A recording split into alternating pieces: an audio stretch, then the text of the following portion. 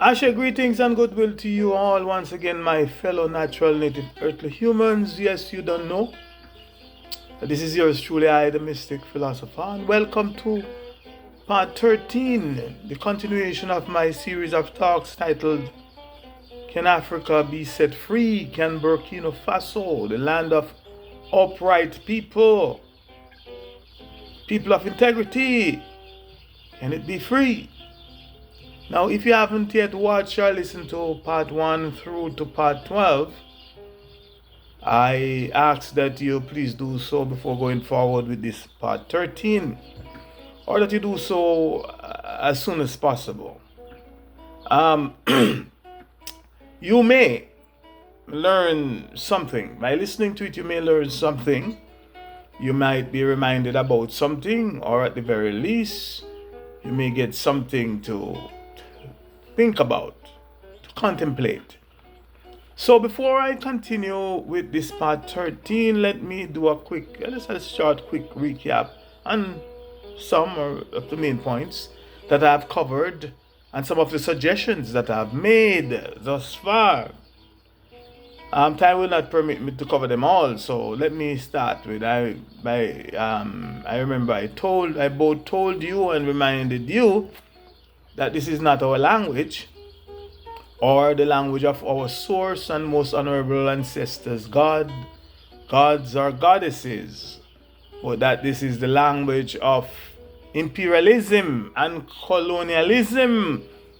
It is the language of the imperialists and the colonialists, or the colonizers. And I also told you that imperialism is equal to colonialism, which is equal to demonism, which is equal to devilism. Or to summarize it, imperialism is unadulterated wickedness. And that there is absolutely no one that is involved with the practice of those ideologies that is good. And that there is nothing about imperialism, which is again equal to colonialism, demonism, and devilism, that is good. None of them. Full stop. And try as one may, it cannot be sanitized. I also told you that it is by their fruits. That is how we can know, and that is how we easily identify and know them and their accomplices and collaborators. And to further prove my point, I borrowed a quote from one of the imperialists known as the Christian Bible. I borrowed a quote from one of the imperialists' holy book known as the Christian Holy Bible, and the quote was from the chapter called Matthew 7, verse 15 to 20. And there it talks about beware of false prophets. And again I quote verse 15, beware of false prophets who come to you in sheep clothing, but inwardly they are ravenous wolves, unquote. Now the question here that any awakened, rational thinking and spiritually enlightened truth seeker, especially an African brother or sister, will be asking after having read or heard this truth is this: who are the false prophets that we are to be aware of? Or who are the false prophets that are being spoken of here? And to answer that question, I would first ask and answer the following question: who is a prophet? The fact is that in order to know and identify a false prophet, we must first know who is a prophet. Well, a prophet is defined by the One English Dictionary, and I quote, a false prophet is a person regarded as, a prophet is a person regarded as an inspired teacher or a proclaimer of the will of God, unquote. Now, the second dictionary said it like this: a prophet is someone who speaks or interprets the will of God, or the will of a God, foretells future events, or is a leading spokesman for a cause, unquote. Now we all know false mean that which is untrue. lies, deceptives, or deceivers, treacherous, wicked people, etc. Now, from my mystic philosopher's perspective, if or when all things are seriously analyzed and considered, anyone, man or woman, that comes to you or comes to us Africans, or the ascendants thereof, in the name of any colonialist or imperialist religion, or religions, because there are more, I'm focused on one right now. Religions, especially when proclaiming to be a prophet, is a false prophet and should be seen and considered as such. Full stop. Anyone, doesn't matter who, come in the name of a colonizers or the imperialist religion or the colonizers' religion, it false to us Africans. They can go to it themselves, their own people, but to us they are false. Know that, that's a fact. The false prophet being spoken of here, of which we were warned by the author to be aware of, were the demonic agents, the spies, the merchants, the mercenaries, and instruments of imperialism and colonialism, who covertly and strategically went in sheep's clothing, meaning in disguise. They disguise themselves, they camouflage their true identity and intentions, and went to our most honorable African ancestors on the continent in the name of what? Their imperialist and colonialist religion, namely Christianity, and by extension their imperialist and colonialist religions. And as missionaries, ministers, evangelists, bishops, preachers, and pastors, etc.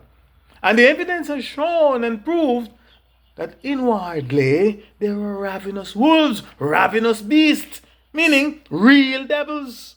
And please note, not fictitious devils, not fake devils, but real demons that were hungry for the blood of innocents.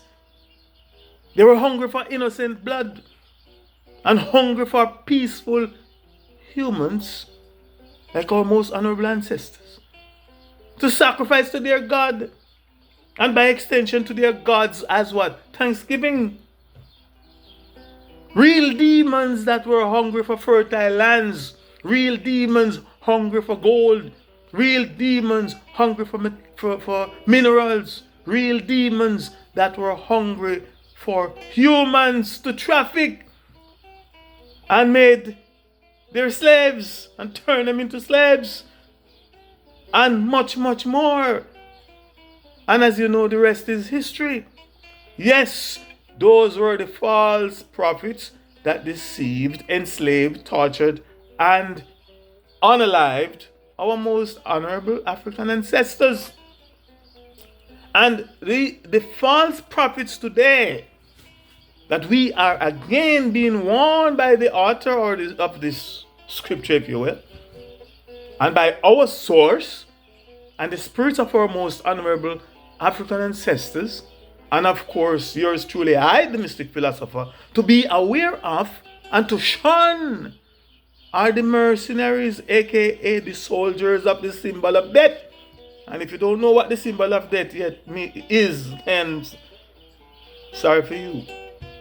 Yes, soldiers of the symbol of death, their masters, the missionaries, the ministers, the evangelists, the bishops, the preachers, pastors, and religionists, etc., etc., who are the ravenous wolves, or ravenous wolves, that are among us on the continent of Africa and also in the diaspora, consciously and unconsciously preaching, teaching, deceiving, converting, and promoting the same old-time religion, that by extension, the same old-time religions, yes, the alien religion, alien meaning strange, and our most strange to our most honorable African ancestors.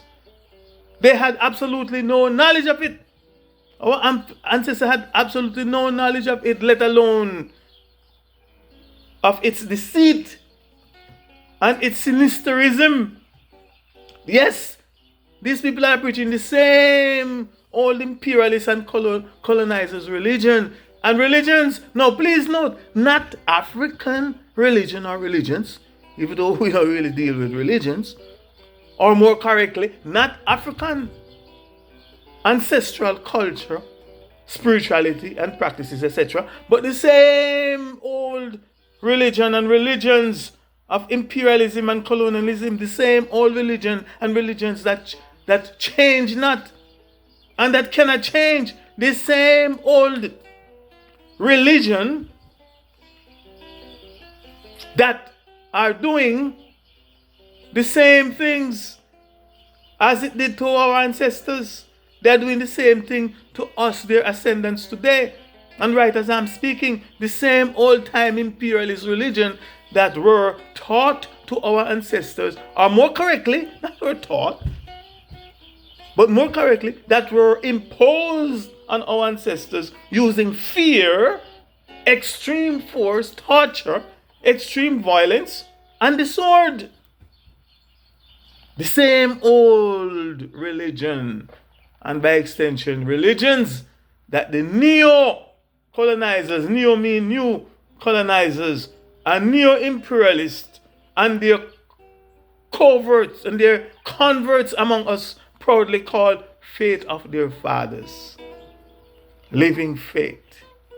Faith of their imperialists and colonialists and colonizers ancestors that they pledge to be true to until death. So these are the false prophets that we should look for. Anybody come in the name of a colonizer's religion is false. If you are a true African or you are awakened and true melaninated person, an ascendant of Africa and Africans. Now, verse 16, and I quote, "You will know them by their fruits. Do men gather grapes from thorn bushes, or figs from thistles?" Unquote. And the answer to that question is no. Verse 17 again, I quote, "Even so, every good tree bear good fruit, but a bad tree bears bad fruit. A good tree cannot bear bad fruit, nor can a bad tree bear good fruit." Unquote. And here again, I must remind you that the that imperialism is equal to colonialism, equal to demonism, and devilism. To summarize it, imperialism is unadulterated wickedness, and that there is absolutely no one that is involved with the practice of those ideologies that is good, and that there is nothing about imperialism, colonialism, demonism, or devilism that is good, full stop. And try as one may, you just can't sanitize it. From my perspective, for one to expect good to come from imperialism or colonialism, or from imperialists, or for imperialists or a colonizer to change their inherently evil ways, is either the manifestation of one's mental colonization or of one's own naivety. Verse 19, and I quote, "Every tree that does not bear good fruit is cut down and thrown into the fire. Therefore, by their fruits, that is how you shall know them." Unquote. And so it is by their deeds, it is by their history, it is by their behavior, it is by the way that they treat other people, it is other people of the world, and the way that they are treating people now. And that is and that is how I know that I know that it is by their fruits. That is how we know them. Now please join me in part 14 for the continuation of Can Africa be set free? Can Burkina Faso, the land of upright people, be set free? In the meantime and between time, here is willing that you be more and more and much, much more, and definitely not less, aka blessed. Let no one bless you but be more and more and much, much more. For I am the mystic philosopher. Ashe, Ashe, Ashe, I say.